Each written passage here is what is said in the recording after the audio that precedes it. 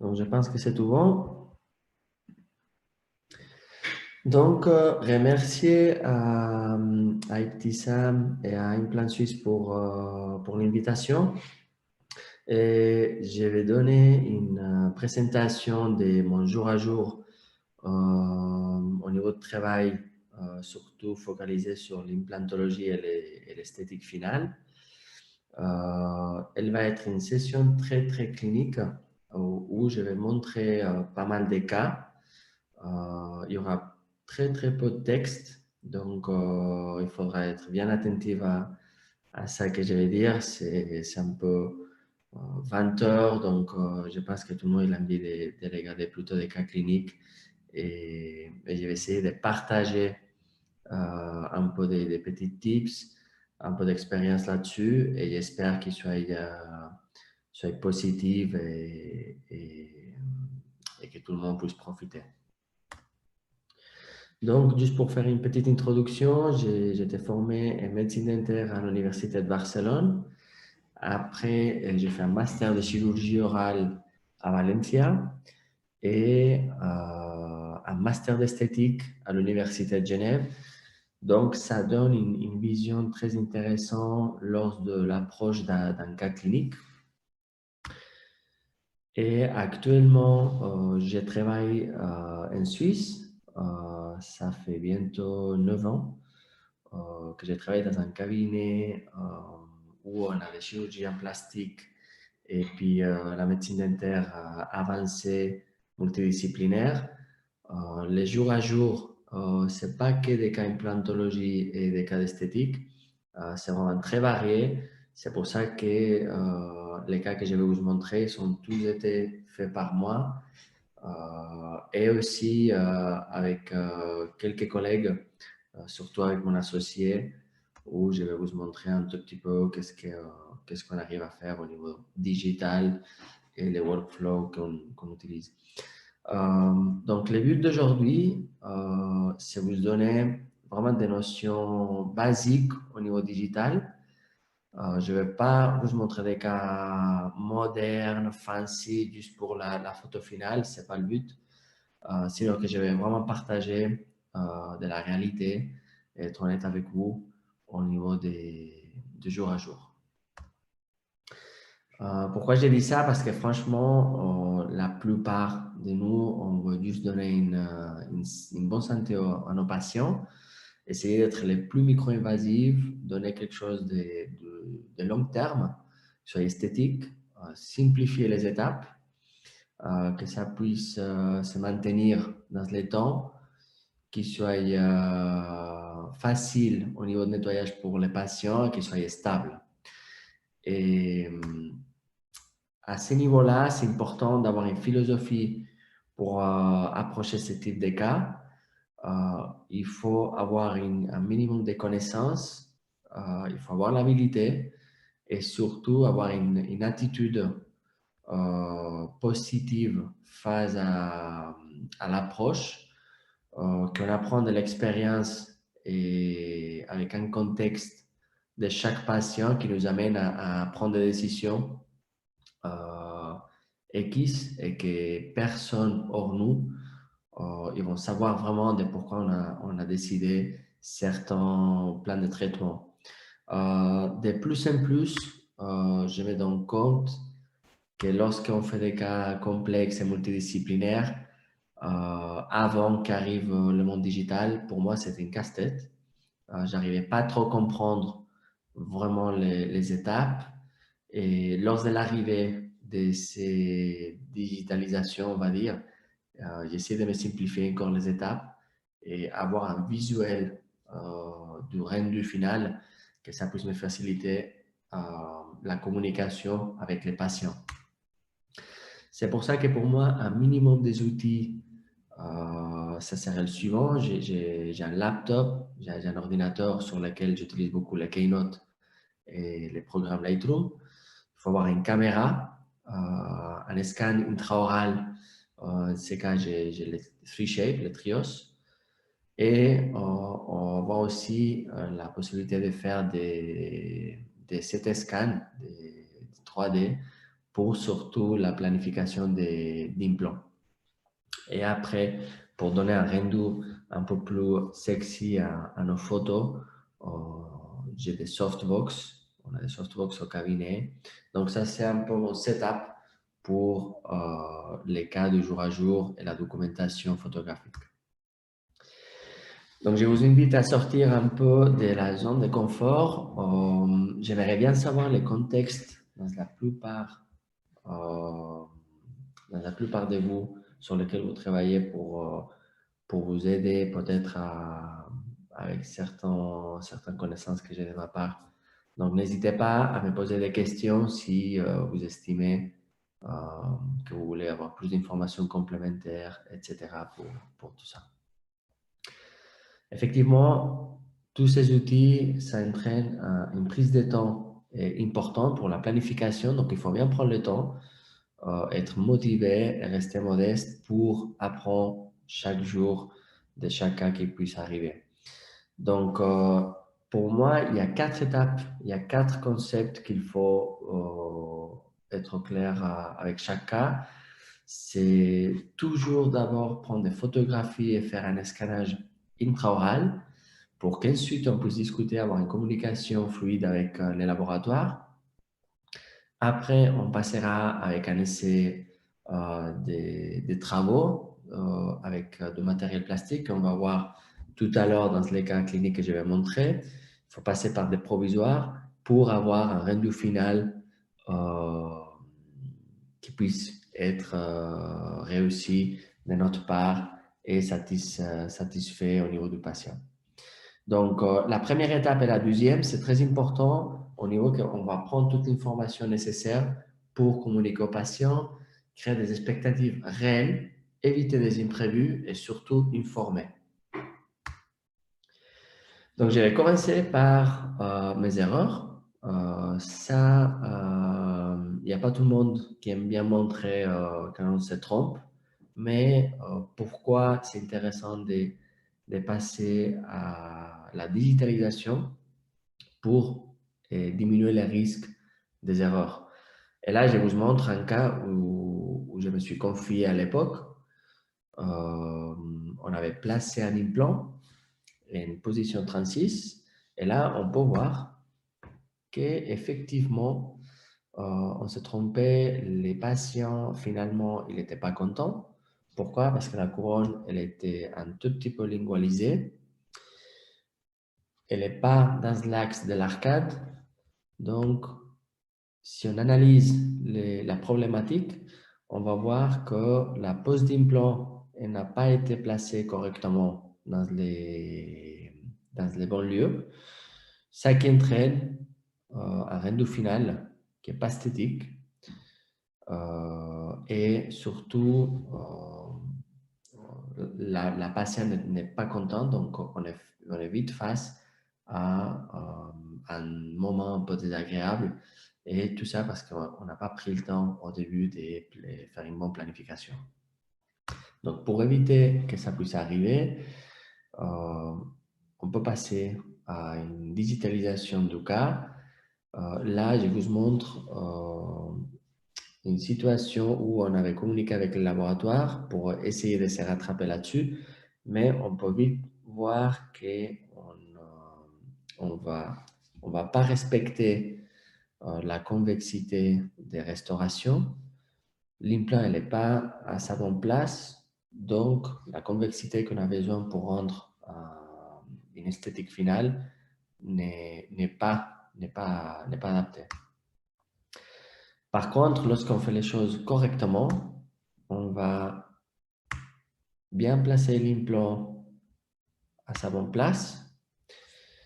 Normalement, après la pose d'implant, j'attends 2 mois jusqu'à ce que je revoie le patient et pour faire l'empreinte.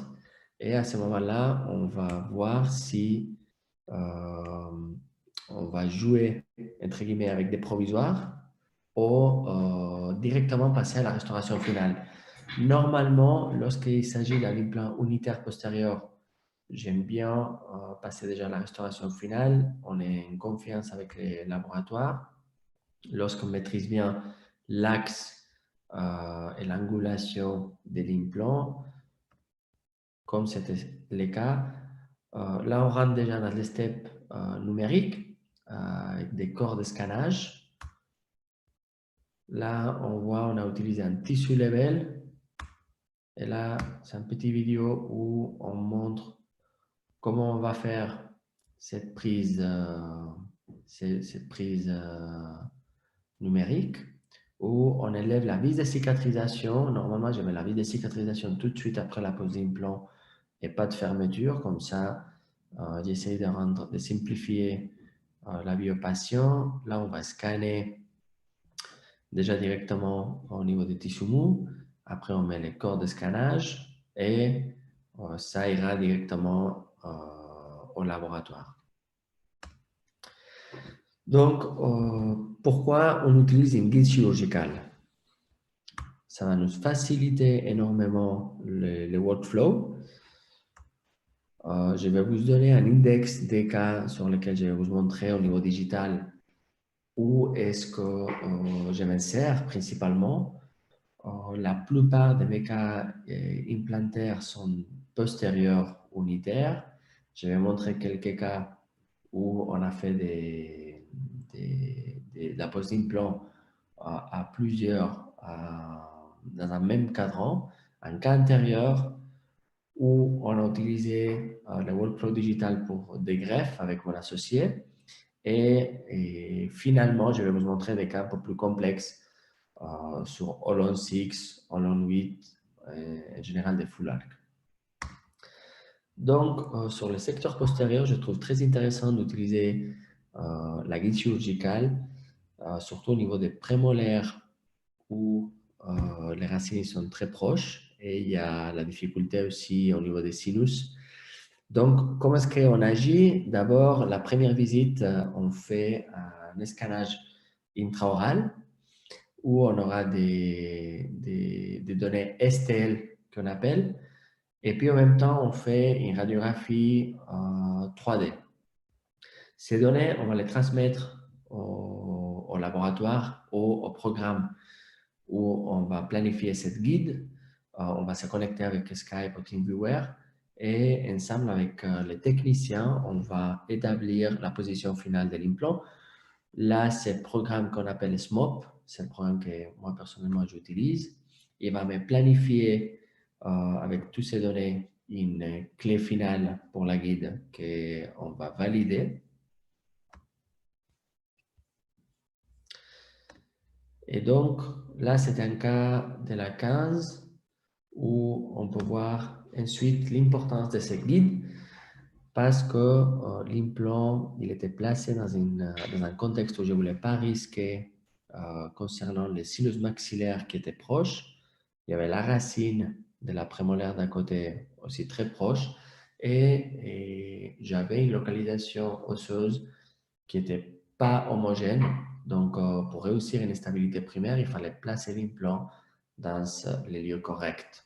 Donc, à ce niveau-là, on prend des photos et tout de suite, on va voir, on pourra analyser, comme j'ai dit tout au début, la communication avec les patients, c'est important. Donc, une fois l'implant est placé, on va pouvoir communiquer aux patients que les papilles, à ce niveau-là, on ne va pas réussir à les avoir comme les dents adjacentes. C'est très important de communiquer et pas négliger parce qu'au moment, on peut avoir des surprises finales. Après 2 mois, je revois le patient, on élève la vis de cicatrisation, on s'assure que les tissus autour, c'est en bonne santé pour pouvoir faire le scannage. Personnellement, j'ai le free shape dans les cabinets. On va travailler, on va prendre différentes photos et on va communiquer avec les laboratoires pour pouvoir produire la couronne finale, qui là-dessus, c'est une zircone full monolithique. Donc, le laboratoire aussi, il va nous envoyer les photos pour pouvoir valider son travail.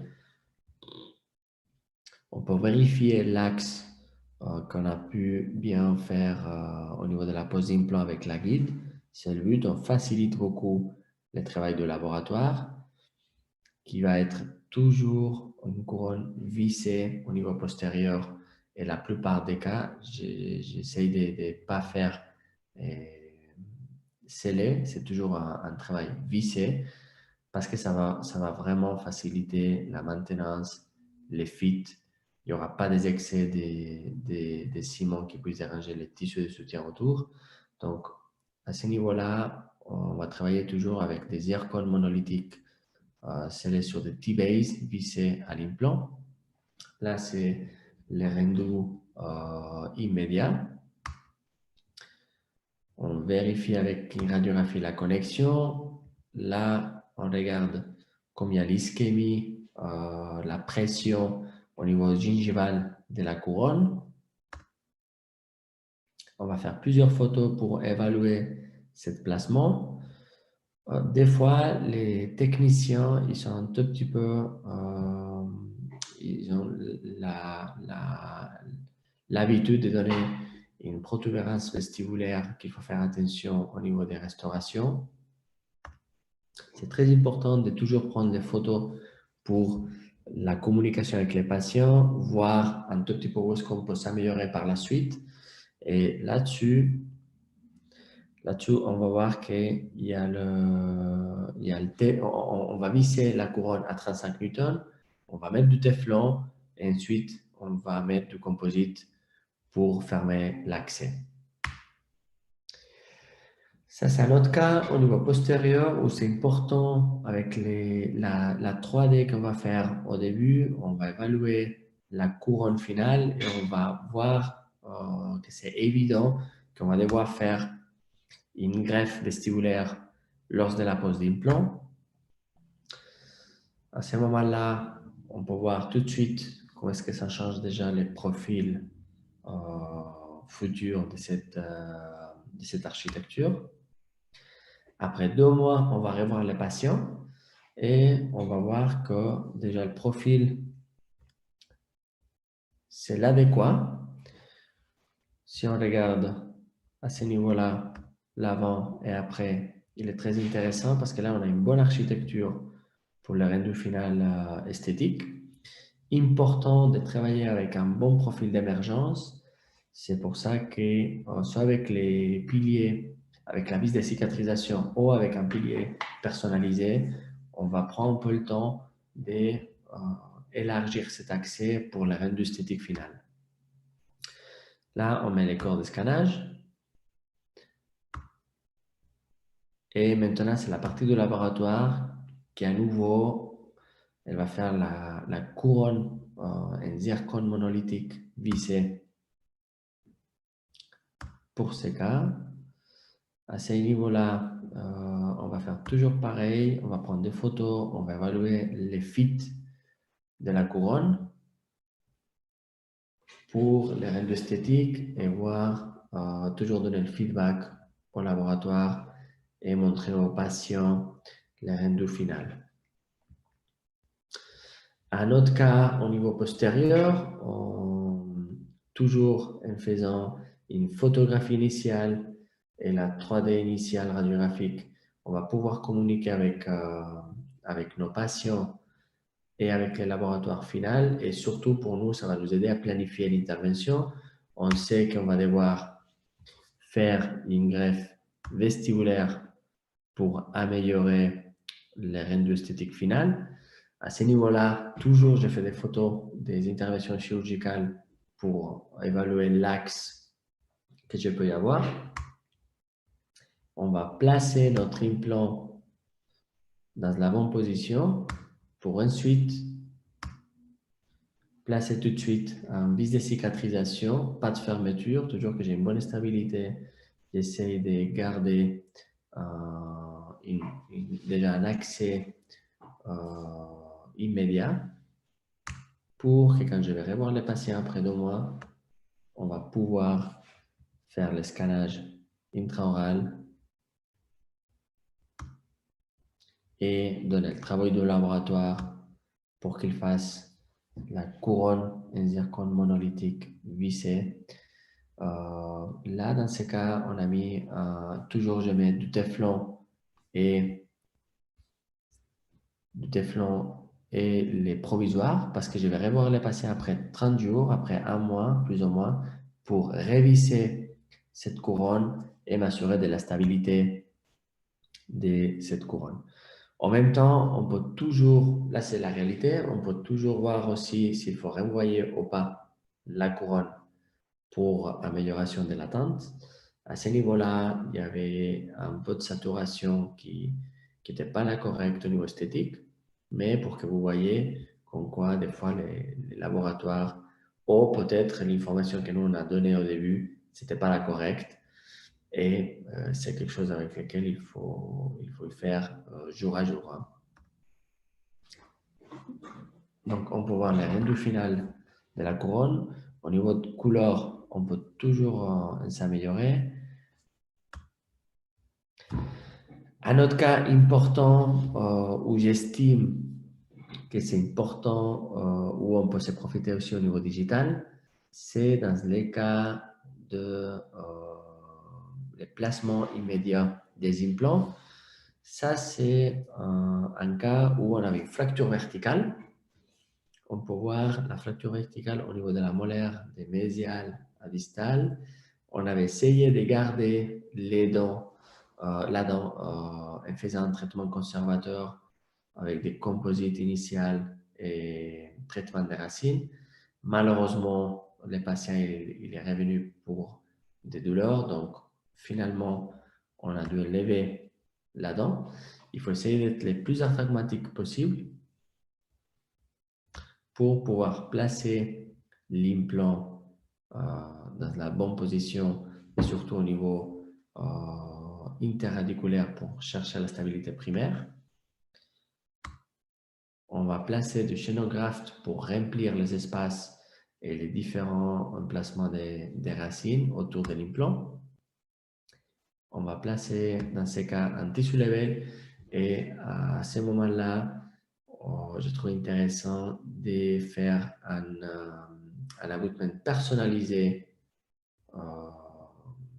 pour maintenir, pour pas qu'il y ait un collapse de la gencive et rendre l'esthétique finale intéressant. Donc à ce niveau-là, on voit la radiographie, on voit qu'est-ce que ça donne au niveau radiographique avec l'abutment provisoire et les flows qu'on a mis autour. Ça, c'est après 30 jours. Et c'est très intéressant d'utiliser les scans digitales à ce moment-là parce qu'il va donner une idée du volume qu'il faut que le technicien puisse occuper avec la couronne. Et là, c'est un petit vidéo pour montrer comment est-ce que je me connecte avec les techniciens pour évaluer la couronne, évaluer la forme, les fit, bien vérifier que tous les facteurs qui vont jouer un rôle à long terme au niveau de la stabilité de la couronne puissent être corrects.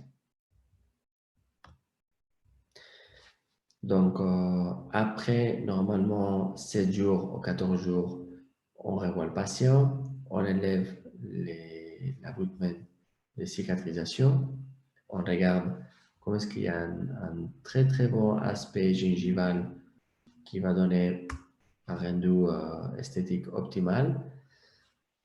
Là, attention, la gencive, on va voir comment est-ce qu'elle va se coller à la couronne faite par le technicien.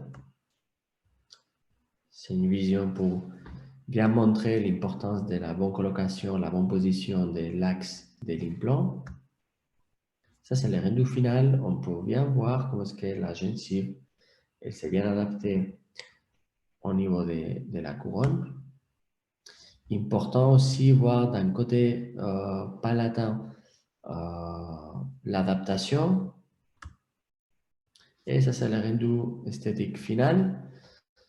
La couleur, elle est un tout petit peu jaunie, mais encore une fois, ça, c'est la réalité de jour à jour. On peut renvoyer la couronne pour l'amélioration ou avoir une certaine acceptation des résultats finaux. c'est la radiographie.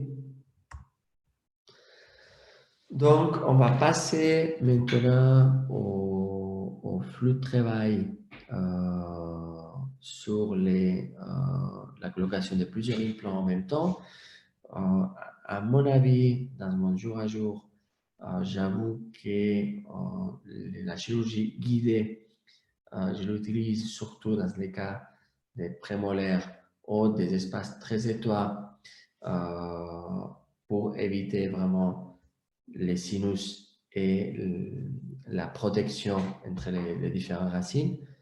Et surtout, maintenant, on va passer à des cas où vraiment la chirurgie guidée, pour moi, ça joue un rôle très, très important. Et les flux numériques, ça va simplifier vraiment notre travail pour les jours à jour, pour le résultat final.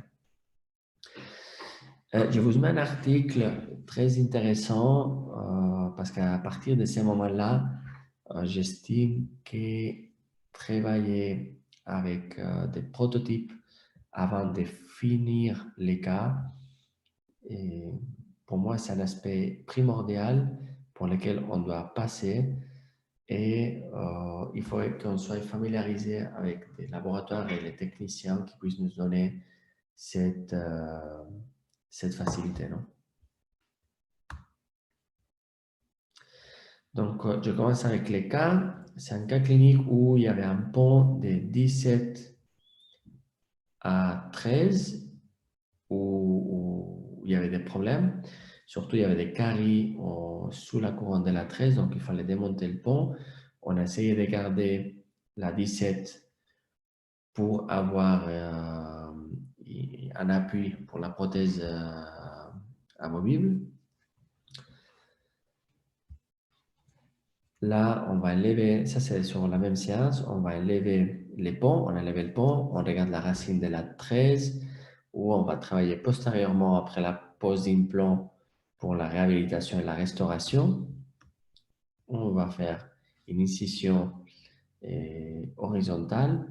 J'essaye toujours de, si possible, pas faire des incisions verticales pour la cicatrisation postérieure qui soit beaucoup plus favorable pour les patients et les résultats du cas. On va placer 3 implants tissu level et respectant les différents paramètres de distance entre chacun. On va suturer et on va laisser partir les patients avec un SX qu'on va mettre un peu de la résine vestibulaire juste pour l'esthétique, mais dès ce que possible, les patients, il ne devra pas la porter. Et maintenant, dans ces situations, on va commencer à se poser des questions et à construire un tissu de soutien favorable autour et restaurer la canine qui avait déjà un traitement des racines. On va reprendre ce traitement des racines sur la canine et on va voir au niveau de ces implants comment est-ce qu'on peut améliorer l'esthétique. C'est pour cette raison-là qu'on va d'abord demander des couronnes en plastique, provisoires, jusqu'au temps que ça va nous donner à regarder où est-ce qu'on veut encore améliorer au niveau gingival l'esthétique finale. Donc à ce moment-là, j'ai lissé les couronnes en PMMA avec du téflon à l'intérieur. J'essaie juste de voir s'il y a des questions. Je ne sais pas si quelqu'un a une question. Mais dans n'importe quel moment, merci de m'interrompre si quelqu'un de vous il a des questions par rapport à un cas en particulier. Mais ici, en bas, je ne vois pas. Je ne vois pas. Donc, pas la main là-dessus.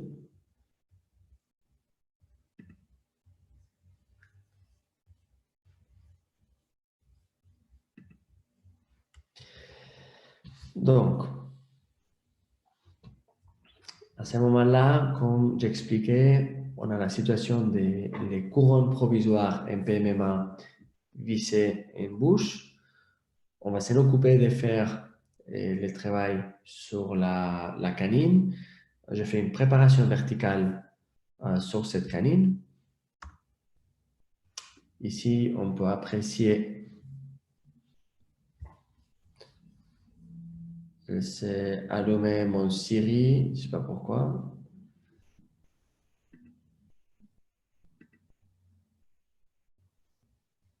Je m'excuse, je vais juste... Voilà. Donc, on va prendre des photos pour voir maintenant, une fois on a fini avec les provisoires de la canine, maintenant on va voir spécifiquement où on va améliorer au niveau de ces couronnes provisoires qu'on a mis en cadran 1. On va voir tout de suite qu'il y a un défaut sur la 14 au niveau vestibulaire. On va voir la problématique des plus proches. Ça ne nous plaît pas, il n'y a pas une harmonie au niveau du profil d'émergence. Donc, ce qu'on va faire, c'est prendre une greffe des tissus conjonctifs pour améliorer ces profils sur le troisième plan. Et une fois on a laissé le temps de guérison, normalement, je laisse environ entre 2 mois à 3 mois, on va maintenant s'en occuper de jouer avec ces profils pour l'amélioration. On va placer un peu de composite au niveau de ces profils, au niveau de cette couronne pour pousser un tout petit peu cette gencive pour le rendre plus esthétique. On peut apprécier sur les scannages intraoraux l'amélioration de ce profil. Et ensuite, on va s'asseoir, on va prendre le temps avec les techniciens pour ces 3 couronnes définitives qu'on fait un zircone monolithique. Et à ce moment-là, c'est très important de prendre un peu le temps avec les techniciens et c'est là où le flou digital, ça rend intéressant. C'est vérifier que le technicien il a respecté les volumes du matériel autour de ces T-Base. C'est la plateforme connectée à l'implant sur laquelle on va sceller nos couronnes. Il faut qu'elle garde une épaisseur minimale pour éviter des fractures. Donc, avec le technicien, on va prendre des screenshots, on va discuter avec lui sur le design qu'il nous a fait. Donc, c'est très important de prendre toujours un peu le temps, pas faire l'empreinte et puis revoir les patients après juste une semaine ou 2 semaines. Et entre-temps, rien faire. Il faut investir le temps, s'asseoir avec notre technicien et vérifier que de son côté, il applique vraiment et respecte les choix des matériaux et les distances et les épaisseurs de cette restauration. Donc, une fois on revoit le patient, on va visser nos implants en 35 newtons, mettre du téflon, mettre du provisoire et voilà le rendu final où on peut voir comment est-ce qu'on a amélioré au niveau de la prémolaire.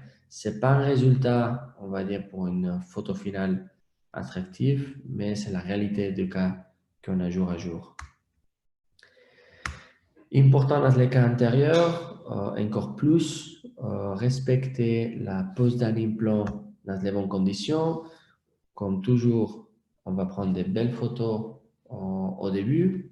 On va faire un escanage et une 3D pour bien planifier la pose de cet implant.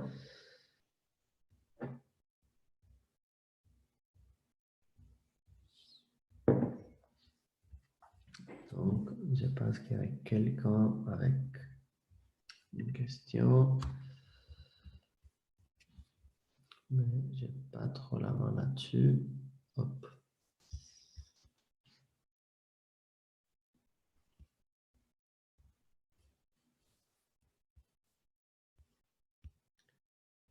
Alors, juste un moment.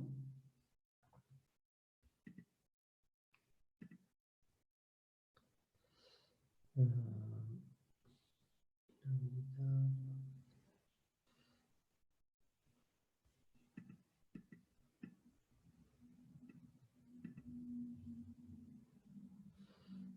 juste me confirmer que tout le monde m'écoute et on va continuer avec l'écran. Voilà.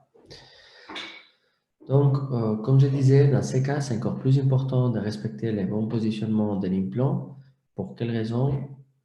Parce qu'à ce moment-là, il faut que tous les facteurs pour la réussite postérieure de l'implant qui soient autour, il faut qu'il y ait la quantité d'os optimale, soit vestibulaire surtout. Les bons positionnements de l'implant, il va influencer énormément dans la restauration postérieure. Donc, on va placer notre implant en région 22. J'ai décidé de placer un implant et jouer avec une extension. On va élever, on va faire l'escanage. On va tout le temps faire des photos pour communiquer avec notre technicien d'une façon très simple. Et on va à ce moment-là investir à nouveau le temps de vérifier d'abord un travail en plastique qu'on va recevoir.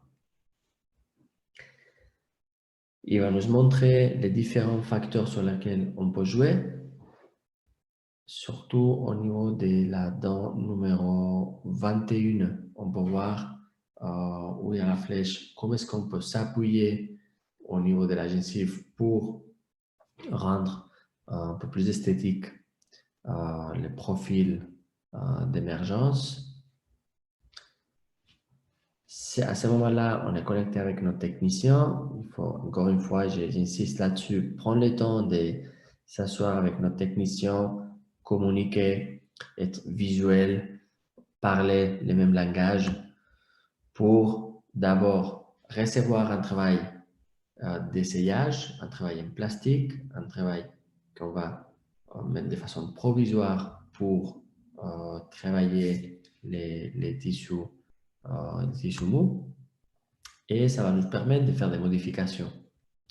Par exemple, à ce niveau-là, on a placé le travail provisoire et avec la patiente, on a vu que ce n'était pas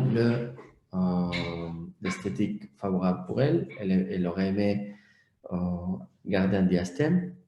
Donc, pour le travail d'après, normalement un mois et demi qu'on a laissé en place, on va vraiment bien laisser l'espace. On a respecté les choix de la patiente et on peut voir qu'on avait joué avec un vis angulé au niveau de l'implant en région 22. Important la planification dans ces cas parce qu'une position un peu limite et ça peut nous faire changer les types de vis, jouer avec des vis angulés pour éviter la sortie vestibulaire de haut au niveau du bord de la vis. Et dans ces cas, on avait pu réussir à rendre un résultat final qui était satisfactoire pour la patiente. Ici, on peut voir les types de couronnes en extension qu'on a fait avec l'implant. C'est un zircon monolithique, full zircon monolithique vissé sur des T-base. Un aspect important, c'est de respecter les éléments intermédiaires entre les couronnes. Il faut garder l'épaisseur et la hauteur idéale pour éviter des fractures. Ça, c'est un aspect très, très important. On va passer à d'autres types de cas où l'aspect digital peut jouer un rôle très, très important. C'est les cas des prises de greffe osseuses. Ces cas que je vais montrer, c'est un cas fait par mon associé Dr Camilo Rodia, qu'on communique énormément et on évalue beaucoup les cas chirurgicaux ensemble. Et c'est un cas que lui m'a laissé pour vous montrer dans quel cas spécifique on pourrait profiter du flux de travail numérique pour la partie chirurgicale. Donc, ici, je vous montre un peu le cas où on peut voir qu'il y a le cadran 4 qu'il faudra restaurer. On avait prévu de faire la technique des roulis avec la prise des blocs osseuses au niveau de la rame mandibulaire. Et à ce niveau-là, on prend des photos initiales, on prend une 3D pour ensuite l'amener au programme et qu'il a un accès où le copyright c'est par le docteur Stavola. Et si jamais quelqu'un est intéressé, on peut vous donner plus d'informations de ces programmes. Surtout, je vous donnerai l'email, les contacts du docteur Rodia pour que vous puissiez les contacter directement et qu'il puisse vous aider si vous êtes intéressé à cette technique numérique. Donc, ça c'est quelques steps de la technique où on va faire l'incision, on va faciliter, on va libérer les volets au niveau lingual pour la postérieure fermeture. Et vous pouvez voir comment est-ce qu'après le flux digital, on a pu réussir à avoir une clé qui va nous guider, qui va s'appuyer sur les dents adjacents. On va la fixer avec une vis au niveau mandibulaire pour ensuite, avec notre piezo, venir en toute sécurité prendre ces blocs. Après, on va diviser les blocs, on va gratter pour combler à l'intérieur du sandwich, comme cette technique elle est décrite. Et ensuite, on va fermer. Donc, comme vous pouvez voir, c'était un cas où le flux numérique initial avec une guide faite au préalable, elle va nous faciliter, elle va diminuer beaucoup les risques de ce type d'intervention, surtout au niveau du nerf, au niveau des structures anatomiques qu'on peut se trouver en tout stress lorsqu'on fait ce type de technique sans cette planification guidée.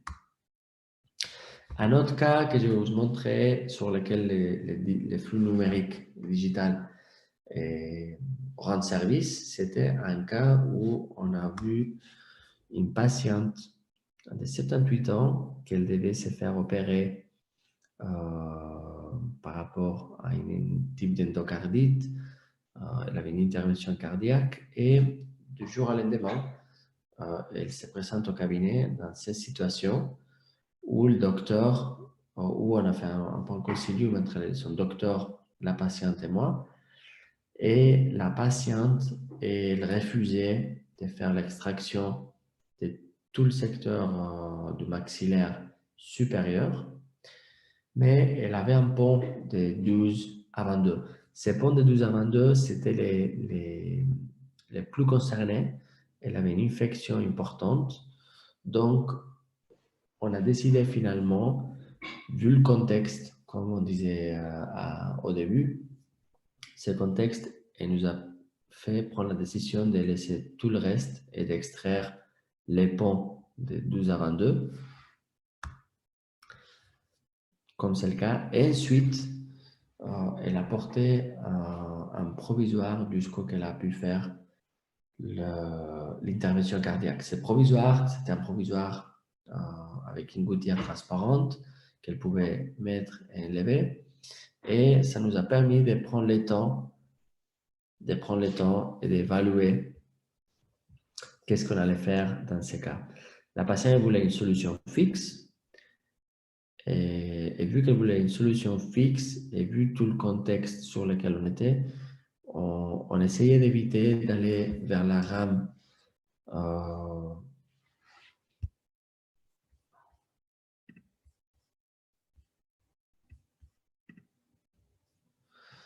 On a essayé d'éviter d'aller prendre un bloc osseo-mandibulaire vu l'âge, vu la morbidité qu'on avait. Donc, on a décidé d'aller prendre un bloc, de faire un bloc en 3D, utiliser tous les flux numériques pour pouvoir faciliter la tâche de pouvoir mettre un pont vissé à l'aide d'un bloc.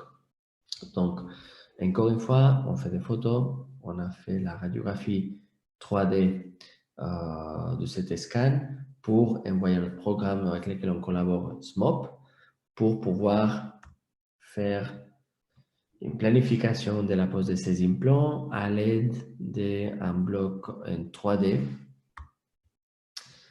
et imprimer l'os maxillaire de la patiente pour pouvoir planifier et nous simplifier la vie lors de la chirurgie. On reçoit le bloc osseux imprimé et on a planifié la quantité de blocs qu'on a besoin pour visser ensuite les implants. C'est un bloc halogénique fait par la maison Botis. C'est une option que moi personnellement et en général, c'est pas une option de choix euh, pour les patients avec un âge où on estime d'avoir un résultat de long terme parce que il y a une grosse résorption de ces blocs avec le temps. Mais dans ces cas particuliers, on l'a trouvé intéressant vu le contexte de la patiente. On va venir, on peut regarder dans cette image très très intéressant l'épaisseur sur laquelle on jouait dans l'état initial. À l'aide de ces blocs qu'on va visser, on va attendre après 6 mois environ pour pouvoir placer 2 implants à la patiente. Donc, on les avait placés, les blocs, on les avait vissés, elle était partie, c'était une intervention très vite. Et c'est là où je trouve l'intérêt de ce type de travail digitaux. C'est on reçoit le travail planifié à l'avance, on voit la patiente, anesthésie, on fait la chirurgie juste sans aller chercher un bloc autologue, on ouvre, on visse, on respecte les temps pour ensuite placer les 2 implants. Et à ce moment-là, on va faire un travail d'un pont vissé sur les 2 implants. D'abord, on reçoit des travails plastiques. Comme j'ai dit, il faut prendre le temps de bien évaluer dans ces cas. On va évaluer l'esthétique, l'occlusion et les fit principalement. Donc, encore une fois, on reçoit le travail en PMMA. On va voir s'il y a des modifications à faire. On fait des photos, on s'assoit avec les patients. On regarde où est-ce qu'il y a des modifications à faire pour que le rendu final puisse être nettoyable, que la patiente puisse nettoyer. Et là-dessus, on a un pont en zircone monolithique vissé sur les implants. Et la patiente, ça c'est après 6 mois d'avoir placé les blocs et on a une patiente âgée et satisfaite qu'elle ne voulait absolument pas porter une prothèse amovible ni elle voulait extraire les autres dents. Donc, j'estime qu'il faut leur donner une solution quand même à ce type de patients et à l'aide du flux digital, on a vraiment une facilité à jour d'aujourd'hui de pouvoir donner des options. Donc, on va passer à l'étape de full arc. Les Holon 6 et Holon 8, où j'estime que le flux digital, c'est encore plus important, plus que les autres cas. Pourquoi? Je vais vous montrer une autre erreur de ma part sur laquelle j'avais pas fait une guide chirurgicale à l'avance. Et franchement, je m'avais précipité, je m'avais confié à l'époque. Et j'aimerais que, voilà, de pas vous transmettre le message qu'il ne faut pas se confier prendre le temps, il faut planifier. Et dans ces cas, j'estime que c'est encore plus important de bien prendre le temps et planifier. Pourquoi j'ai dit ça? C'était un cas où il y avait des infections apicales généralisées, il y avait de la mobilité, il y avait un état parodontal avancé sur les dents qu'elle avait en bouche. Donc, on avait extrait, la même matinée, on avait mis les implants. Et hop, on peut voir qu'il y a 2 implants que malheureusement j'avais placés un tout petit peu plus vestibulaire. C'était un cas où je me suis précipité un tout petit peu. La patiente, elle mettait un peu la pression économiquement. Donc, dans les contextes, on voulait s'économiser pas mal des étapes de planification, pas de crise chirurgicale, parce qu'il y a un certain coût aussi. Donc, je me suis... Hop, attendez voir.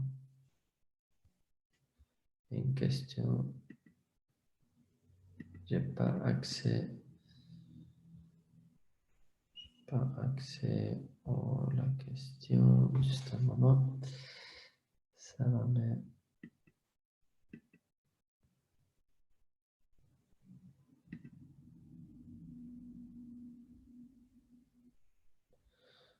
Air control. Ok, il faut juste si.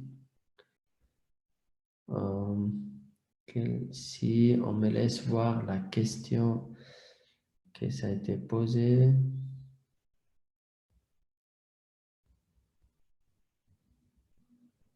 J'arrive pas.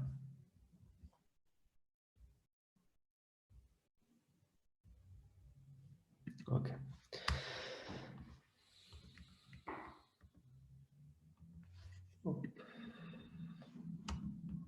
Donc, je reviens à ces points importants. Donc, j'avais placé les 2 implants antérieurs et pas dans la position idéale. Donc, signe d'exclamation parce qu'il faut faire attention. C'est les cas où j'estime qu'il faut plus planifier parce que sinon on peut se trouver avec un bon travail du laboratoire quand même en PMMA. C'est un travail où les mêmes jours où à la pose des implants, on a envoyé les scans intraorales. Ensuite, le technicien il a pris le temps pour faire en 24 heures toute la réhabilitation en plastique, en PMMA. Et on peut voir, à cause de l'erreur que j'avais commis, où est-ce que ça sortait l'accès. Ça, c'est après 24 heures. On peut voir que le fait de pouvoir faire une intervention très minimaliste, ça nous permet d'avoir une cicatrisation encore plus optimale. Et ça, c'est la pause immédiate après 24 heures où on va voir qu'elle n'est pas parfaite au niveau d'esthétique et des formes, mais quand même, c'est là-dessus maintenant où on va prendre le temps de voir avec notre technicien et les résultats finaux qu'on aimerait et faire des modifications par rapport à cette étape baseline. Ça, c'est après 2 semaines. On peut voir la guérison gentiment au niveau de la gencive. Ensuite, une fois on a laissé 2 mois, environ 3 mois, les provisoires en bouche, on va enlever ces provisoires, on va faire un essayage du fit en vue de la restauration finale. Ça, c'est un essai en plastique hyper basique où on voit la passivité de l'adaptation. Au cas où ça ne se connectait pas correctement, on a l'option de pouvoir couper dans certains endroits et rajouter après de la résine, refaire l'escalage intraoral, renvoyer au laboratoire et recommencer pour avoir la bonne adaptation. Dans ces cas, c'était correct. Voilà comment qu'est-ce que ça donne. Et on va faire un essai modifié de l'étape initiale de ces provisoires où on avait pris le choix de faire des modifications aussi avec la patiente, avoir des bons axes esthétiques, esthétiques de ces cas. Et on peut voir qu'on arrivait à corriger l'accès au niveau de l'implant de la 12, mais au niveau 21, c'est moi qui ai mis un peu de résine sur laquelle je vais devoir corriger finalement. Le travail, c'est un full zirconien final, monolithique, avec un peu de layering, un peu de maquillage sur le secteur vestibulaire. Et ça, c'est le rendu final du cas sur lequel on peut voir que j'ai mis du composite pour cacher l'accès vestibulaire de la 21, mais ça serait quelque chose sur lequel il faut prévenir à l'avance et bien placer les implants et pas faire les mêmes erreurs que j'avais fait. Et pour corriger cette erreur, on passe sur un autre cas. Sur cette dame de 60 ans, on va planifier les cas initial. Je vous montre un peu les step by step sur lesquels on peut voir qu'elle avait des problèmes de parodontite grave avancée au niveau supérieur et en même temps avec des images apicales après le traitement des racines avancées et une certaine mobilité et elle cherchait quand même l'esthétique et on peut voir que la 21 c'était des composites que je mettais chaque jour presque parce que ça tombait avec beaucoup de fréquence et puis on a décidé d'aller à l'avance vers l'avance avec les cas. On planifie, on prend des bonnes photos, on prend l'escalage et avec les techniciens, lorsqu'ils reçoivent notre escalage intraoral, les photographies et la radiologie 3D, on va planifier les smiles, les sourires qu'on veut, la position des dents pour qu'ensuite on puisse établir la planification de ces implants. On va, tout ça que je montre, c'est des étapes avec les techniciens. On n'a plus la passion, c'est une étape où on investit vraiment le temps avec les techniciens de planification. Donc, on va se faire une guide chirurgicale. On peut voir, on fait le choix des implants et il y a l'accès pour ces implants. Et le jour de l'intervention, on va extraire ces dents, on va placer la guide chirurgicale et ensuite on va placer l'implant un par un dans la bonne position. C'est une intervention qui dure quand même 2h30 entre la pose d'implant. J'aime bien suturer autour des vis de cicatrisation. Après, il y a les corps de scannage. Et ensuite, on va faire le scannage intraoral. C'est très important. C'est un tip que je donne, c'est prévoir bien à l'avance avoir tous les corps de scannage. Parce que ça m'arrivait un cas où j'avais pas suffisamment de corps de scannage. Je ne sais pas pour quelle raison en fait. C'était pas une planification idéale. Et je devais dévisser et visser des différents corps de scannage à différents endroits et continuer le scannage. Et ça donnait des discrépances à la fin et ça rendait un travail qui n'était pas bien connecté. Donc, bien prévoir les corps de scannage du nombre des implants qu'on va mettre. On va prendre les scans et ensuite, avec les laboratoires, on va faire les designs prothétiques et on va prendre le temps de bien évaluer le travail provisoire qu'on va mettre en place.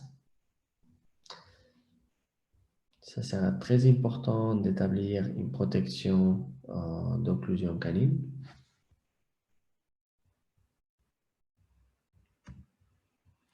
Et ça, c'est le rendu final de la prothèse provisoire MPMMA qui va être connectée après 24 heures.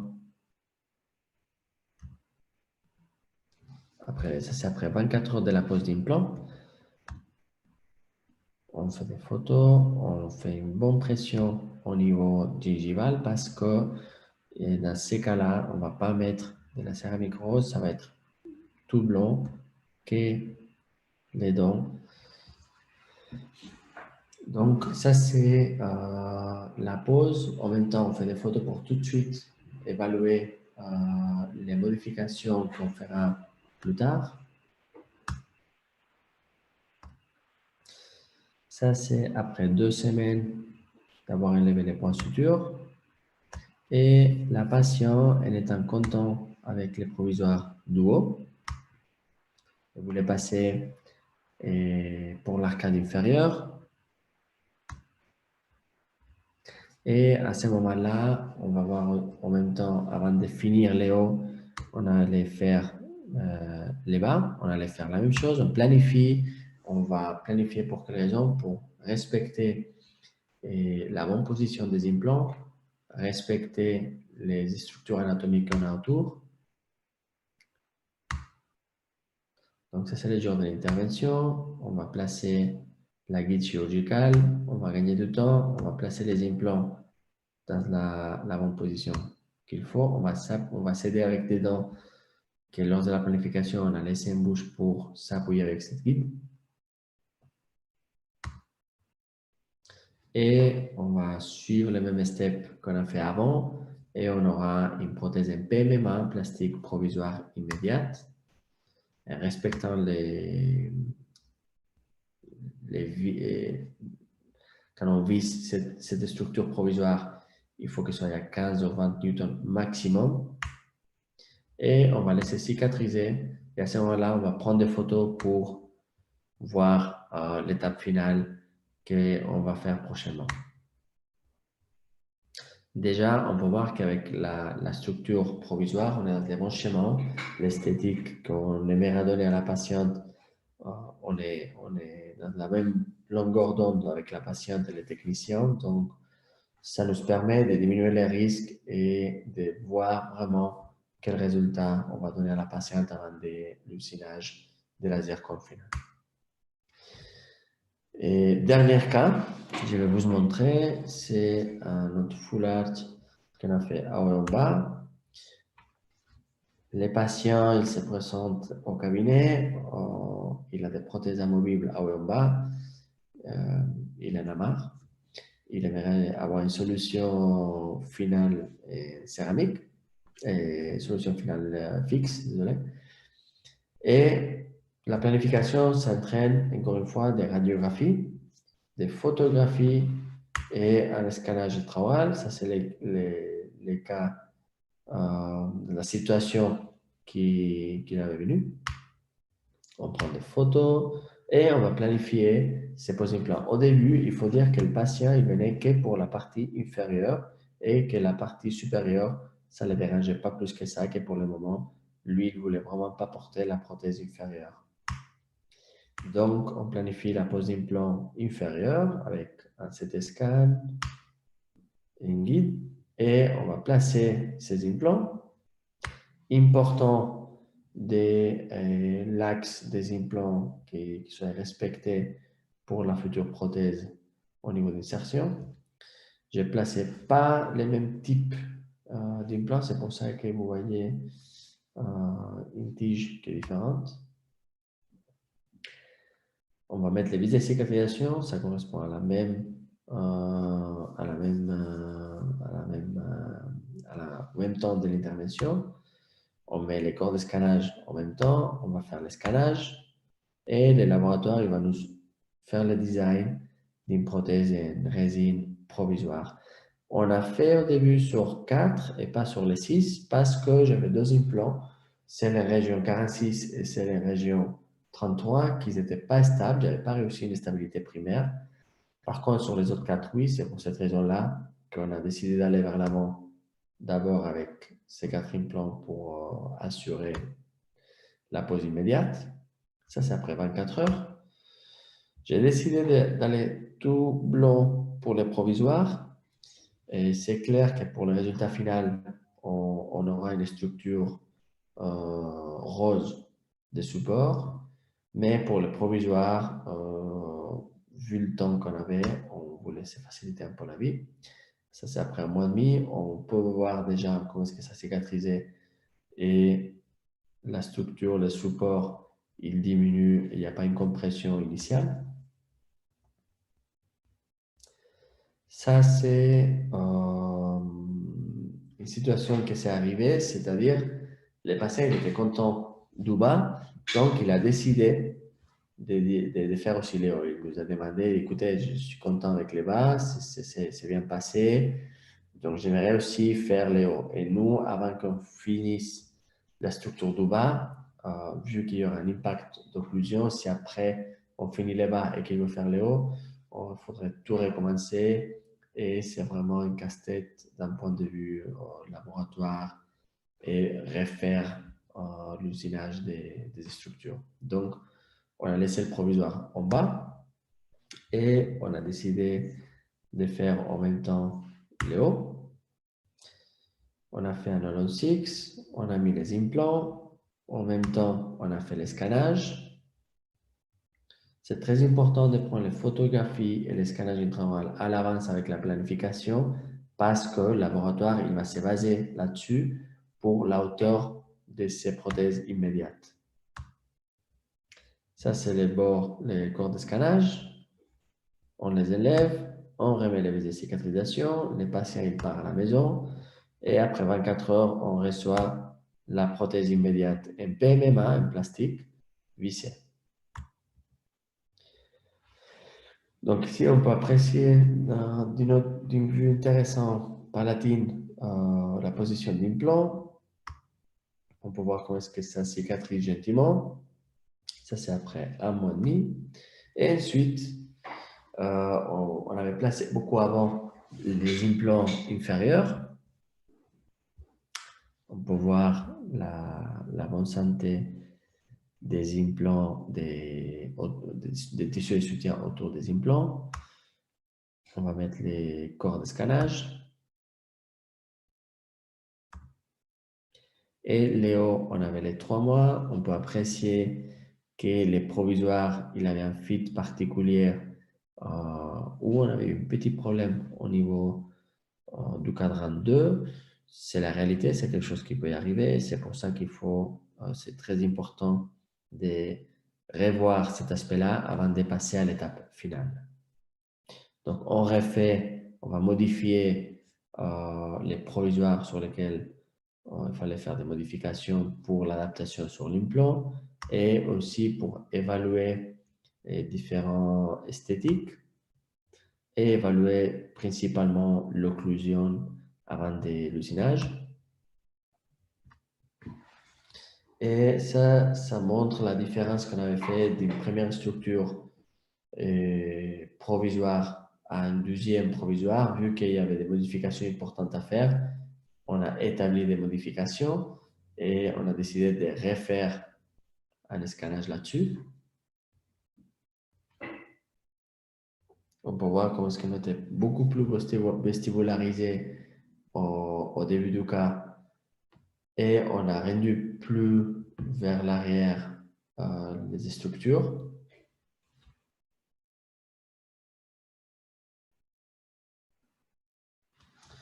Donc, ça, c'est du temps qu'on doit passer avec les techniciens pour pouvoir les guider dans l'aspect final qu'on va donner à notre restauration finale.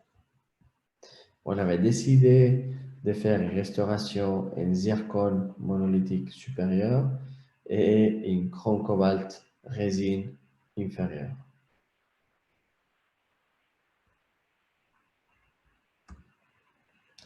Donc, ça, c'est les photographies qu'on prend lors de l'essayage de cette structure provisoire.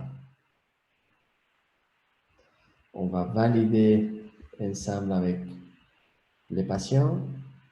Ça, c'est la structure inférieure, une chrome cobalt résine. Et on avait décidé de mettre pour le haut une structure en zircone monolithique supérieure. Et ça, c'est le résultat après 3 mois où on peut voir qu'il fallait faire un peu de polissage de cette structure. Ça, c'est la structure zircone, full zircone supérieure. visser sur les implants. On peut voir comment c'est important de respecter la dimension de ces matériels pour éviter des complications postérieurement sur lesquelles je vais vous faire un résumé. Ça, c'est le résultat final. Cas fini. Et un résumé que je trouve important sur le full art, c'est insister sur le temps qu'on doit passer au niveau de la planification initiale. C'est très, très important. Je vous ai montré un cas où je me suis trompé au début. Donc, ça serait pas mal que je ne puisse pas le reproduire. Et c'est pour ça qu'il faut investir du temps au niveau de la planification initiale. La position des implants et la distribution, c'est très, très important. De cette raison-là, que chirurgie guidée, et ça simplifie ces facteurs-là. Toujours passer par un essayage des prototypes avant l'usinage définitif et faire des restaurations vissées, ça va simplifier les possibles problèmes qu'on peut y avoir, les complications, la gestion de ces types de complications et l'adaptation des restaurations. Et la pièce intermédiaire connectée à l'implant, elle doit y avoir une pièce intermédiaire connectée à l'implant, pas aller directement avec la zircone sur l'implant. Éviter, si possible, les retouches en bouche. Il faut pas faire des fraisages en bouche pour adapter l'occlusion postérieurement. Il faut vraiment faire tous ces essayages lors de l'étape provisoire pour que le laboratoire il puisse nous donner un travail fini en céramique euh, idéal sans besoin de retouches. Et les restaurations par unité, plutôt segmentées, les données qu'on a au niveau de la littérature sont limitées, mais c'est un aspect peut-être intéressant lors de la gestion des possibles complications. La complication principale qu'on peut avoir, c'est des chipping. Et c'est pour cette raison-là qu'on essaie juste de maquiller au niveau vestibulaire du secteur intérieur. Autrement, on essaie de rester monolithique. Ils ont une bonne résistance et de bonnes propriétés mécaniques. Et aussi, il faut que le laboratoire il puisse faire le choix d'un matériel en zircone idéal et avec des propriétés intrinsèques de bon choix pour éviter ce type de problèmes.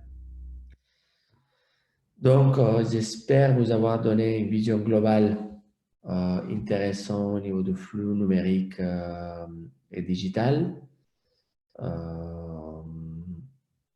Je vous remercie pour le temps que vous avez passé à voir un peu aussi mes erreurs. Et j'espère avoir été productive pour vous, avoir donné des tips ou voilà, d'informations qui puissent être utiles pour tout le monde. Je vous laisse mon email et dans mon réseau, comme ce que vous pourrez me contacter si vous avez l'intérêt. Merci beaucoup.